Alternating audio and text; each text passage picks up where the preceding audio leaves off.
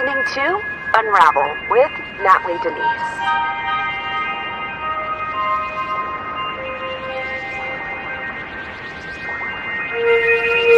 Good evening, everybody, or morning, whenever you are listening to this. Hello, I hope you guys had a restful weekend as I hoped you would. I stayed busy, as always, and I got a little bit busier finishing a project that I've been working on all year. And it's not that, well, also the Chris Cornell documentary, which is the research. I thought the research was complete, but as I've stated before, we had a lot more information come forward about the Chester Bennington piece. And so with that being said, you know, as an update, I am reshooting the whole documentary, which is okay because everything's already written out. We're just including some additional pieces to the documentary, which, by the way, guys, I don't know if I should name it Black Hole Suns or In the End. So if you're in the chat right now, if you're in the live chat, if you will please put out what you think it should be named, either Black Hole Suns or In the End. Both are really good names. And I've taken this poll before, and I think one of them, they won by one hair, literally one person offset the vote. So if you will vote in the chat with the new documentary of Chris Cornell and Chester Bennington surrounding their deaths, people surrounding them, let me know what you think. Either Black Hole Suns or In the End. Put it in the chat, and I'll see the count by the end. Hey mods, hey Rocky, thank you so much for tuning in, and thank you so much for helping. I have been extremely busy, guys. At some points over the weekend, I turned off my phone because I needed to get super concentrated. And that's something that I realized, you know, over the course of just recently. I'm like, you know what? What are some things that keep me from doing what I'm doing, that keep me from derailing myself on my work? And I realized a lot of it has to do with my phone. I'm always distracted. I always get on Instagram. Of course, you know, people are always calling me. And so I told my mom over the weekend, I'm like, hey, you know, if I don't answer, please send me an email. If it's an emergency, I was like, nothing's going to happen. No, there's not going to be an emergency. But if you need to reach me, please send me an email because I need to turn off my phone. So I did that a few times throughout the weekend. And let me tell you, it has been so liberating. And I think what has kept me from, you know, so sort of cutting off some distractions like that is like part of me feels guilty, you know, because I definitely value people outreaching to me. But I've got so many, it's like I have so many pies in front of me that I've got to eat. And in order for me to concentrate, I've got to cut off the distraction. So with that being said, I cut off my phone over the weekend several times, and I got a lot done, including the documentary, including another secret project that I've been working on all year, and as well as you know, counter-trafficking alliance stats and data. So a lot is coming together all at once, but it's literally just me. I don't have an assistant. So anyway, I had a great weekend. It was very productive, and I did have a lot of work being completed. All right, so you guys said, let me see, so far we're getting a lot of equal said titles here. So if you're just now joining, I put out, I didn't put out, I wonder if there's a way to put a poll on here. I wanted to do this. Let me see if there's a way to put this on here. Back it up. I'm going to see if there's a way I can put a poll in the chats. That way it'll be easier for me to recollect these results. Because this is something that I'm toying with, either Black Hole Suns or In the End, the title of the documentary. Here we are. Let's get to you guys. Let's see let me see if I can put a poll out there. So anyway, a lot happened over the weekend. He got acquitted of all charges. Many people have taken to the streets ever since then. There have been, oh yes, I can put it. Okay. Title, the upcoming documentary, Black Hole Sons, or in the end. All right, guys, there we go. I put a poll out. So if you guys answered by text, please re-vote by putting your whatchamacallit on the poll. So let's see what you guys vote. And we'll see what you guys vote. But I just added a poll to the chat. So let me know what you guys think. And I'm going to check the poll at the end of the stream. So we'll announce what it is. All right, let's get to the news. Yeah. Okay. So like I was mentioning, 𝐬𝐫𝐫𝐫, he got acquitted of all charges, and people went bananas over that. People were going bananas over that. And with that being said, 𝐬𝐫𝐫𝐫, because he's been acquitted and now he's a free person, he's out doing interviews, he's out giving opinions, and that's also caused some sort of controversy. So he also met with Tucker Carlson shortly after he was released, and some statements that he had to say. I think he even stated something to the fact that he supported the right for BLM to protest and all that, and some people got really up in hands. They got really offended, as many people do get offended. But, you know, as we are living in 2021, who is not offended by something? So let's take a look at what he had to say in regard to the opinions that he's been seeing. He said in an exclusive with Tucker Carlson, "It's sickening. People are using me for a cause." Kyle Rittenhouse blasts both the left and right for using shooting to promote their views. Tucker Carlson speaks to Daily Mail hours before the interview airs and shares a clip. Kyle Rittenhouse has slammed commentators on both the left and right as sickening or polarizing Americans and turning his shooting into a cause celebration. This is something that I wish never would have happened. Let's actually take a small clip from what he's saying right here. Let's hear it from his own mouth. I wish never would have happened, but it did, and we can't change that. But how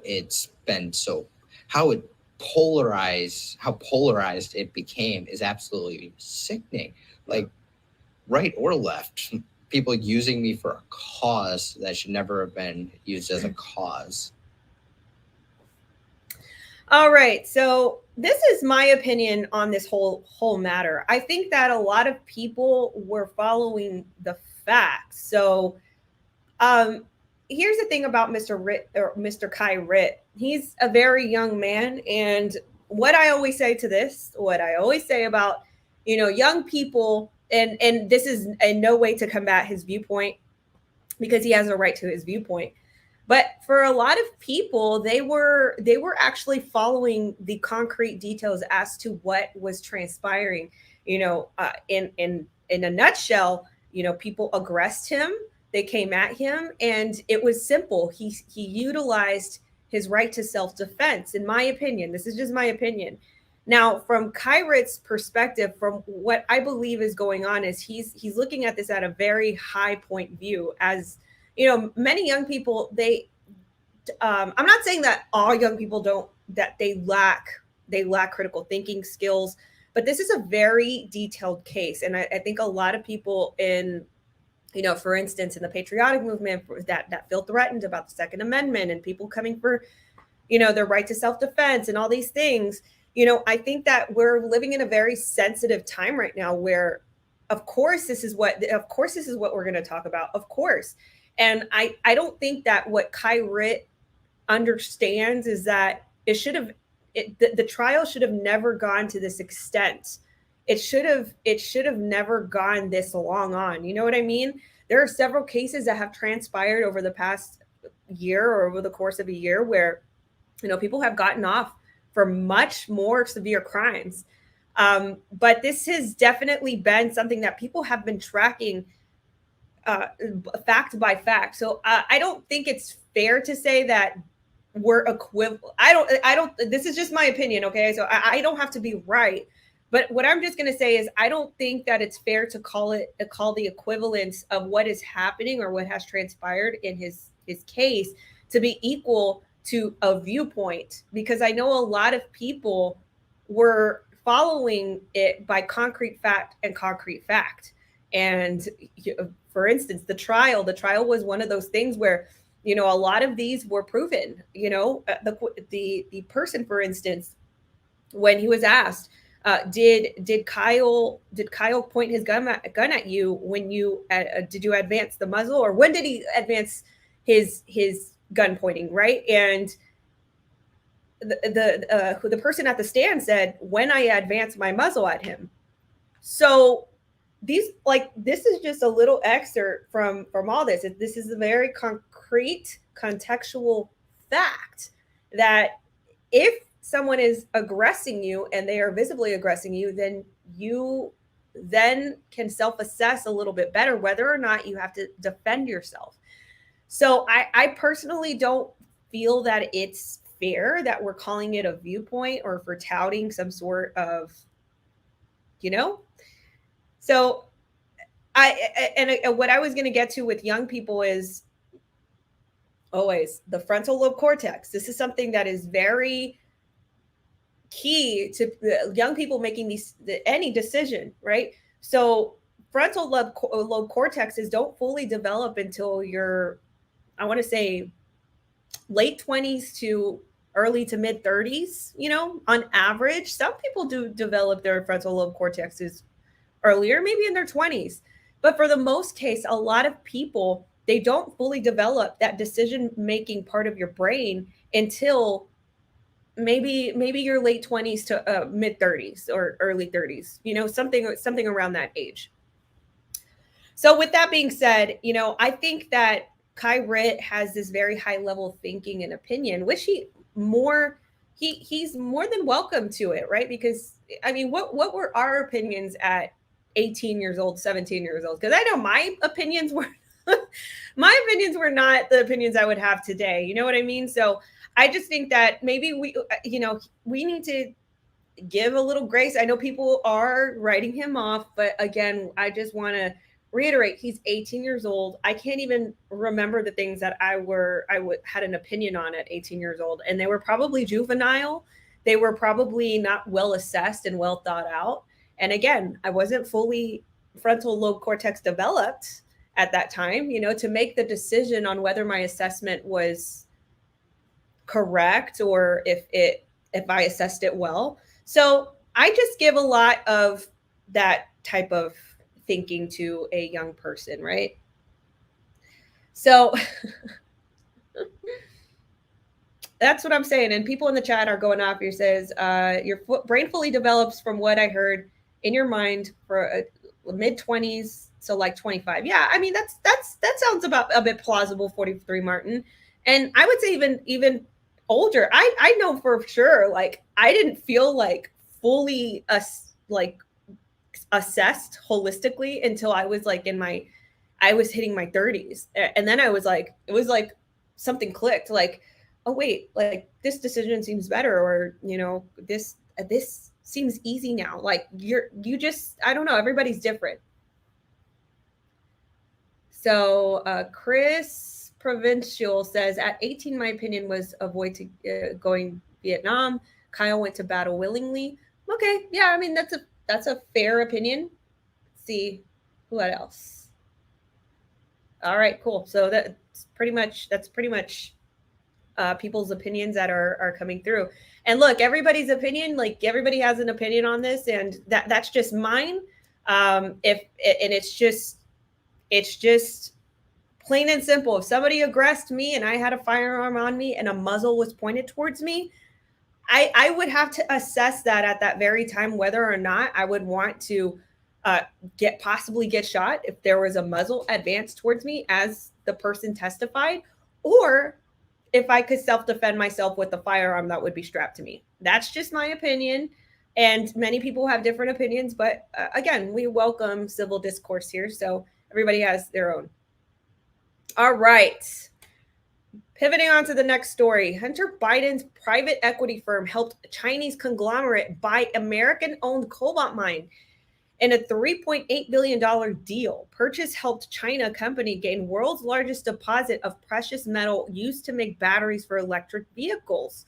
It's very interesting, right? Because we hear a lot of this rhetoric coming from mainly politicians about, we got to do the green thing and climate change and all these things. And you just have to question, you have to question these things. Like, why is it that they're so wholeheartedly or head on going into these types of rhetoric, like so fast? And the past recent years, but it just seems so advanced and intense now. So anyway, this makes it much more interesting. An investment firm, and this is coming from the Daily Mail, an investment firm by Hunter Biden assisted a Chinese company in purchasing one of the world's richest cobalt mines from an American company for $3.8 billion, helping the conglomerate gain a massive share of the key metal used to make electric car batteries.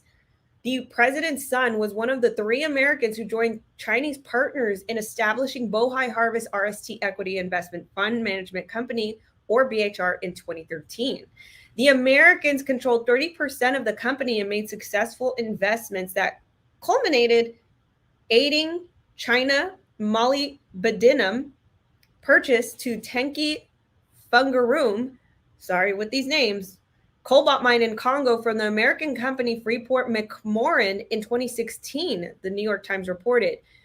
The news comes after President Joe Biden had warned that China could use its dominance of mined cobalt to disrupt America's development of electric vehicles. It also adds that the scrutiny Biden and his father have faced for his dealings with China. They made a typo. Y'all see this? Chinese. It's Chinese. Daily Mail, I need you guys to correct this typo. Chinese and Ukrainian companies, while Joe was vice president and later running for president. Further on, BHR slowly made its way into an investment powerhouse after helping finance an Australian coal mining company controlled by a Chinese state-owned firm, the paper reported. The investment company's big break came in 2016 when it bought and sold a stake at the CATL, a Chinese company that is now the world's largest maker of batteries for electric vehicles. We have been assisting China in doing this whole thing with, take a world dominate. It's like Pinky and the Brain, world domination, and we have assisted in little things like this, little dealings, little things where we have these relationships that are very covert and not correct. And yeah, a lot of this stuff is really it's going to make China win. And they've been doing it in the long game. Anyways, continued. The same year, China molybdenum, one of the world's leading producers of the precious metals molybdenum and tungsten, announced it would purchase the Tenke Fungurume cobalt mine for Freeport-McMoRan at an American mining company. But in order to purchase the mine, the Chinese company needed a partner to buy out one of the stakeholders, Lundin Mining of Canada. That's when BHR came in to buy Lundin with a $1.14 billion raised entirely from obscure Chinese-backed companies, according to the Times. Okay, so this is interesting, right? This is interesting. Why? Because there was an executive order passed, I want to say last year or the year before, I think it was last year, about Chinese companies that basically any Chinese company who either are here covertly or out in the forefront, whatever they are, and if they have any ties, and I'm just saying this generically, more broadly, if they have any ties to China and that they monetarily fund and economize the Chinese military, that those properties or those assets ought to be seized. I just read this and I think back to that executive order. Isn't that interesting? It just rings so clearly with that executive order that was passed. I'm just saying, I don't know what would happen. I don't know, but all this information that we're coming out, it just seems so convenient. Biden still controlled 10% of BHR when it shares of the mines that were sold to China molybdenum in 2019. Chris Clark, one of Biden's lawyers, that the president's son no longer holds any interest directly or indirectly, either BHR or Skineedles, a firm Biden used to control the BHR shares. Chinese records show Biden was no longer on BHR's board of April of 2020, and former board member told the Times that the American founders were not directly involved in the mine deal and supposedly earned only a nominal fee from it. A White House spokesman told the Times that the President Biden has not made aware of his son's connection to the sale. The president has often faced backlash for Biden's dealings with... Why did this person say Chinese, not Chinese? You guys see this? Chinese. The president has often faced backlash for Biden's dealings with Chinese and Ukrainian companies through banks, lobbies, and investment firms, and yet nothing has been done. That's just my commentary, and yet nothing has been done about it. And not only that, the art, right? The art that Biden has, Hunter Biden has apparently portrayed as like hundreds, tens of thousands of dollars, and nobody blinks an eye. Just a lot of things that are happening, all these deals. So anyway, pivoting on, I just wanted to share that story because I thought that was quite remarkable that this information keeps leaking out. You know what I mean? Let me see what you guys have to say about this. Oh, I heard China now is wealthier than the US. Yeah. I mean, don't they lend out to us? So wouldn't they more easily leverage that and just take over? I mean, I'm surprised they haven't by now. But yeah, we owe China $1.1 trillion. Yep, that's right, Rocky. That's what I'm saying. It's like that. So anyway, just wanted to mention that piece of information. I thought that was interesting. And also tying back to that executive order that I talked about the ceasing of any Chinese-backed economizing of the Chinese military, the CCP military. In a perfect world, you know, if that executive order would ever to take effect, there'll be a whole lot of seizing in this country, because I can tell you, I think the Chinese own quite a bit, including land in Texas. All right, pivoting on to the Daily TrafficK. So the Daily TrafficK, where I bring you the latest in human and sex trafficking news. I bring you the latest headlines. Very important to talk about because nobody talks about this subject anywhere else. So welcome to the Daily TrafficK segment. A Georgia man is convicted of a horrific child sex trafficking case in Georgia. Augusta, Georgia, to be exact. One Columbia County man was found guilty of all 9 felony counts related to child sex trafficking by a federal jury on Thursday. Michael Gunn, 36 years old, of Evans, Georgia, is facing possible life sentence. Following a 4-day trial, 3 of the charges carry a statutory penalty of up to life in prison. At minimum, Gunn faces 15 years in federal prison. Gunn was found guilty of the following: conspiracy to engage in sex trafficking of a minor, sex trafficking of a child, coercion and enticement of a minor to engage in sexual activity, 4 counts of production of child pornography, possession of child pornography, obstruction of child sex trafficking investigation. He was awaiting sentencing while background investigation is underway by the U.S. Probation Office. Chris McCrae, acting special agent in charge of FBI Atlanta, spoke to the acts carried out by Gunn. This is what he had to say. By the way, thank you so much, Jilly, for that generous contribution. Thank you for buying me a meal this week. I'm so excited when people buy me meals this week. I get to eat, yay! Michael Gunn committed unspeakable crimes against a vulnerable child, and no sentence for him will wipe away the trauma he has caused the victim.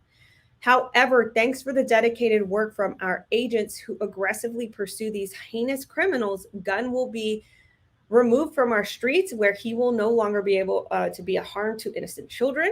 According to the news release, the minor victim testified in court that they were manipulated to participate in illegal sexual abuse and sexual exploitation from the age 7 years old to 13. 7 years old to 13.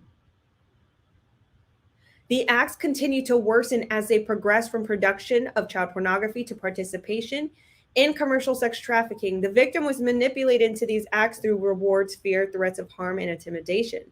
The victim also testified that Gunn profited from the images of the minor that made the victim available for sexual exploitation by other men.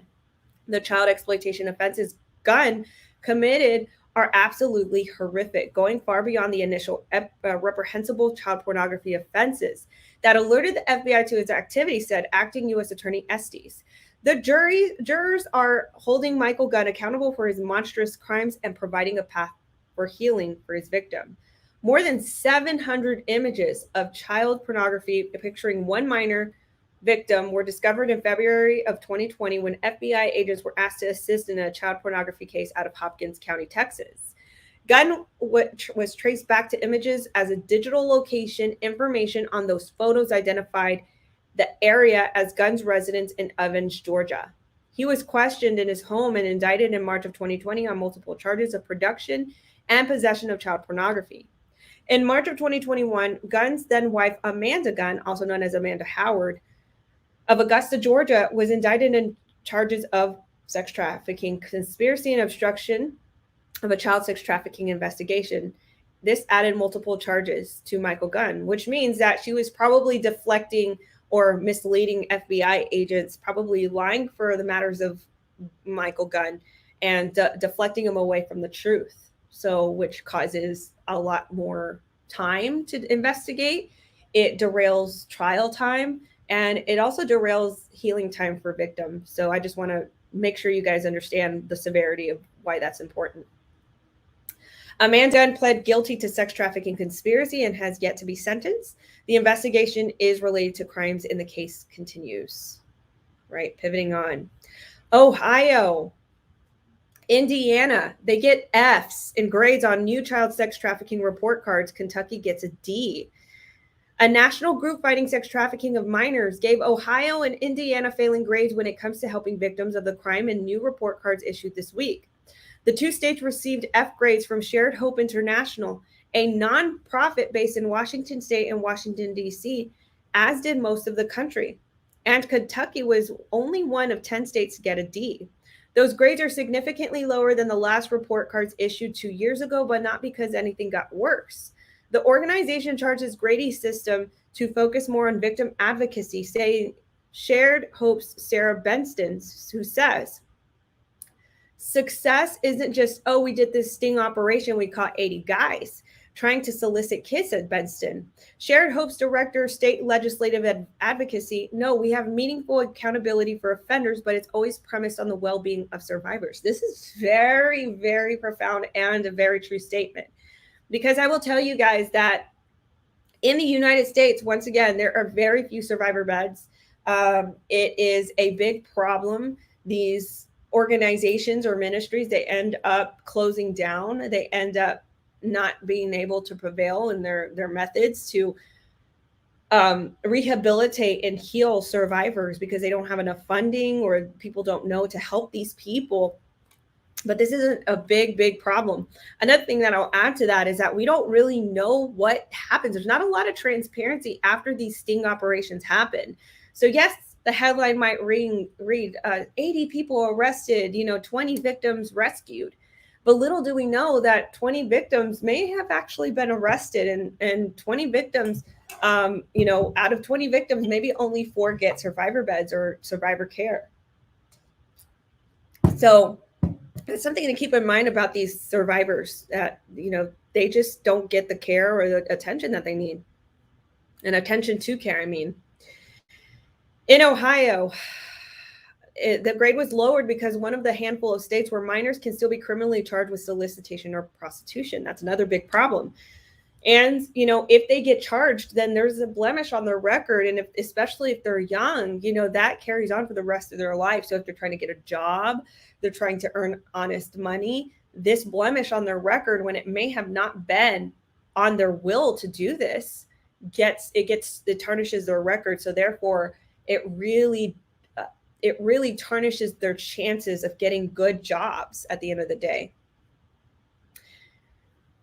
She says it's time to change Ohio's laws allowing minors to be charged with prostitutes as well. We must evolve and understand how this crime works because we can't arrest our way out of this problem, Feder says on Friday.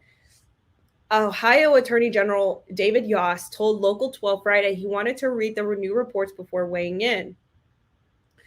But last year, Local 12 asked Yost whether minors would be criminally charged for prostitution and whether the laws allowing such charges would be done away with. I don't know what I can do, candidly, Yost said in November of 2020. What I know is by hard experience is that the court involvement, traumatic as it may be, is one of the best tools to helping people on the road to recovery. Kentucky received a D primarily because of what Shared Hope says is inconsistent for funding its systems to help victims and survivors, as I stated. Indiana does not charge minors criminally for prostitution, but such children and teens can be charged with other crimes committed while being trafficked, a main reason for the state's F grade. Indiana sex trafficking victim advocate Kate Kimmer also says the new report card should have been a wake-up call for legislators and others. It's really an exciting opportunity to no longer kind of be plugging our fingers into the wall to stop the water from coming over the top. So again, this is just a frame look, just a small scope look into what is actually going on in the legislative side of combating trafficking. A big time thing is that, again, legislature, we need new legislation, new policies, things like this, archaic laws where, or in the very first place, I don't even know why children or minors can be charged as prostitutes. I mean, children are not prostitutes. That should never, these two terms should never go together. Children are not prostitutes. It's against their will. They're not old enough to formulate that type of thinking or decision making if they're being coerced into doing it. So it's a crime all around. So children need to be prioritized and thought of very differently. They deserve to preserve their innocence and, of course, their will, because they're being coerced into these things. All right, pivoting on. Human trafficking detectives arrest 4 men accused of promoting prostitution in Nashville. 4 men accused of promoting prostitution have been arrested this week under a following cover. This is coming from Fox 17. The previous story came from Local 12 News, and the previous to that came from CBS 42. I apologize for not naming my sources. I'll try to do that a little better as I carry on. So this story coming up next, coming from Fox 17 WZTV Nashville, it states that these 4 were promoting prostitution. They were arrested. Police said undercover human trafficking detectives responded to internet sex ads, found the 4 men drove women to hotels in the area of Rosa Parks Boulevard and Vantage Way. Each faced felony promotion prostitution charges. Joy is also charged with the felon of possessing a handgun. That is William Joy. Possessing a felon gun. Let me actually name out the people of interest: Michael Swales, William Joy, Stetson Brown, and Darren Slater.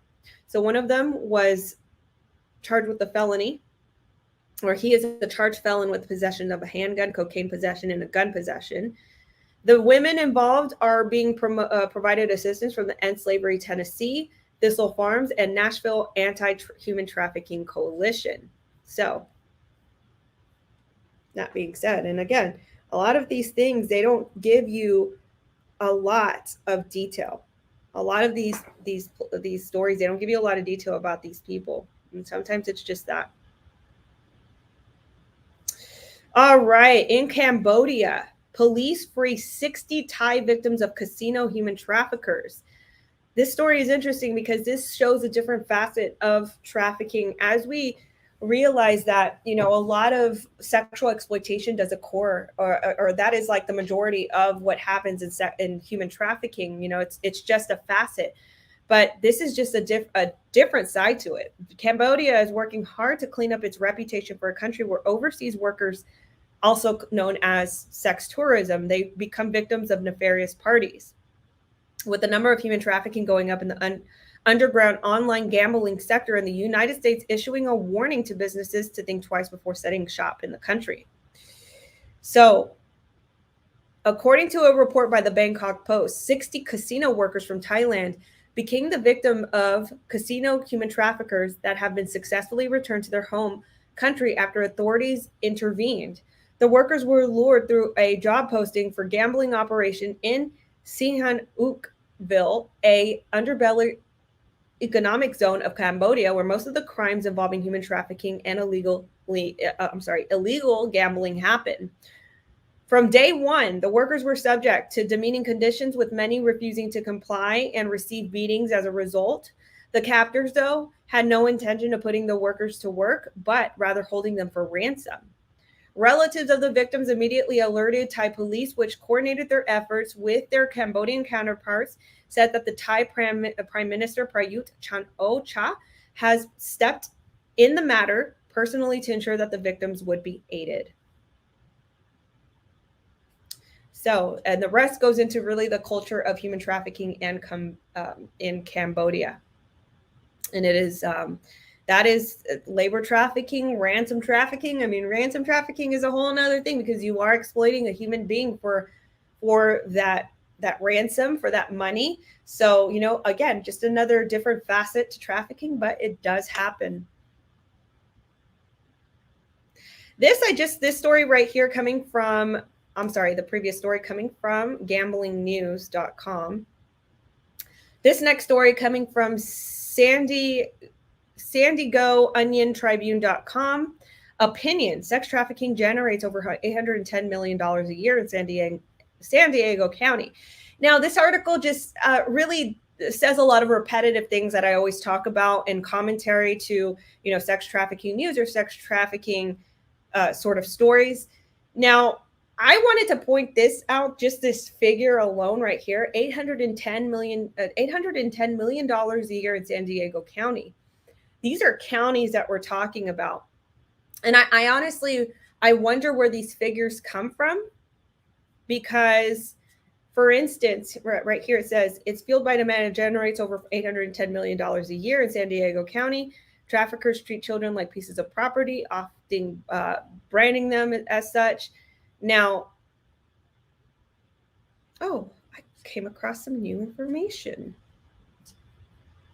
This is interesting. I'll have to go through this later, because I've actually been searching for these type of statistics. Let me just search 810. But what I'm going to say is $810 million. Here we go. This is on page 110. I will remember that. Let's jog back to the story. $810 million a year in just San Diego County.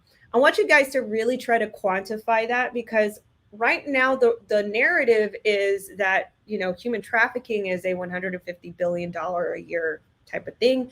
I myself say that figure is way under. I think we're probably in the trillions of dollars. Harris County, for instance, in Houston, Texas, if you just take illicit massage businesses that have been seized or have been stopped by, you know, local authorities, this is just taken into account of those. But we don't know how many of these businesses are actually operational. For instance, in Houston, Texas, in Houston, Harris County. And with that, there's just a low ballpark figure that at minimum, we probably generate about $450 million in just illicit massage parlor businesses that have been identified. So that's just what's identified. So if you can imagine what's not been identified, and then it's not that figure is not factored with street prostitution, with dark web prostitution or sex streaming or whatever, with labor trafficking. I mean, that it's just such an unfathomable figure. So I wanted to point this out, because here in this article, it states that it's 810, which is close to $1 billion just on its own, just in San Diego County. So just for perspective, I wanted you guys to just see this, that, you know, this is definitely a very prevailing dark industry. And, you know, this is why I talk about it, because no one else does, for instance. And that $150 billion figure that is touted around by the industry, the counter trafficking industry, just seems so off to me. All right, pivoting on. 2 Flint residents arrested, charged with child trafficking and a ghost operation. Flint residents were arrested and charged with human trafficking of minors, according to Genesee County Sheriff Chris Swanson. On November 19th, Swanson said 20-year-old Marquand Cox of Flint and 19-year-old Madison Dennis of Flint were charged following an investigation from Genesee Human Oppression Strike Team, GHOST in acronym, task force in Flint Township Police Department and Voices of Children. Now, I just want you to look. Now, this is a very apparent example that this can be anybody who is a trafficker. And this is very sad because this girl looks very young. And, you know, the guy is also very young as well. But anybody can be a trafficker, including people who look just like the girl next door. Both of them still young, though. I mean, let me just put a little bit in on that, too. Marquand Cox, who's 20 years old, and Madison Dennis, who's 19. These kids, I mean, they're kids who are throwing away their life, their livelihood on doing something so dark together, you know? According to Swanson, Cox and Dennis allegedly used social media to lure in 4 victims ranging from 13 to 15 years old and invite them over to a house where they were groomed and sextorted multiple times over a 3-year period. The investigation led to police to the house, which Swanson said they found a sex dungeon in the basement with an exterior door boarded shut, where there was a law enforcement said, it was there that law enforcement said that Cox and Dennis allegedly drugged, raped, and according to their victims, threatened to send videos to friends and family of the victims if they did not continue to come over. These victims got scared. This is a form of fear-based coercion. They got scared. They went there and they were intimidated. They were threatened into having sex with both of these defendants, Swanson said. These little victims didn't want to come over, but when their loved ones got on social media video of them compromising position, it forced them to go by and try to delete them. Swanson said their investigation also led them to Red Roof Inn in Miller Road in Flint, where Cox and Dennis were allegedly they kept the victims. Law enforcement said they found multiple weapons, including a loaded gun, 53 grams of cocaine, and an iPad that Swanson believed will help uncover more victims. I'm convinced there are more victims out there, Cox said. Cox and Dennis groomed, sextorted, and raped, and we need to help bring justice to. These 4 came forth, and they are brave, and the justice system will protect them. But because this expanded over a 3-year period, we don't want to make sure that we don't leave any stone unturned and uncovered, because we don't know that there's more out there. So if there is more information, if you guys are from the Michigan area, and if you know of any young people or any teenagers, kids that have been in the situation where they have been coerced online, your child or your, if you're in guardianship, or if it's your grandchild or your niece or nephew, they might have been a victim of this. If you are from the Michigan area, call. It doesn't give. I wish they give more information.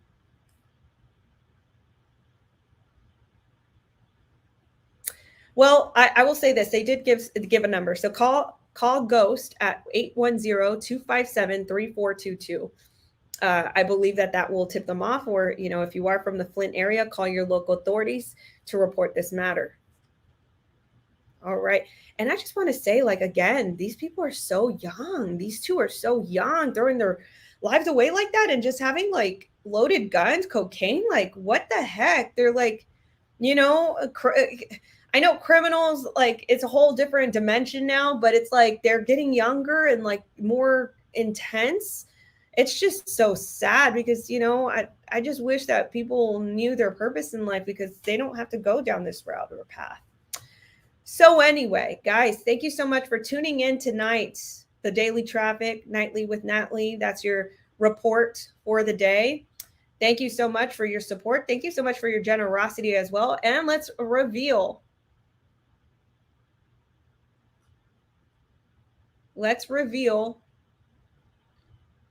The poll. Let's see what this says.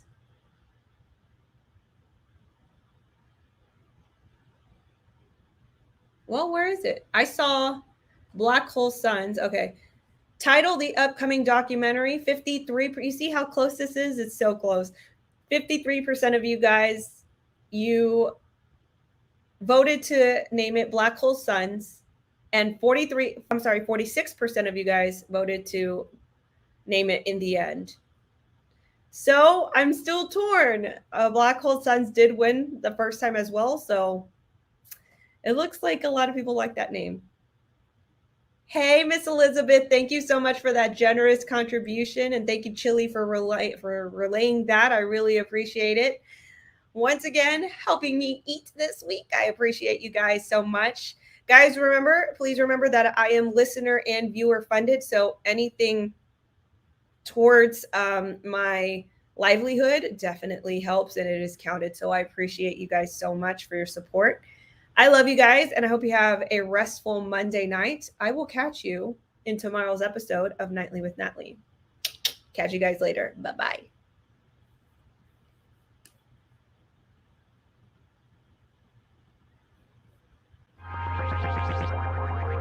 Thank you so much for tuning into Unravel with Natly Denise. Please give this podcast 5 stars.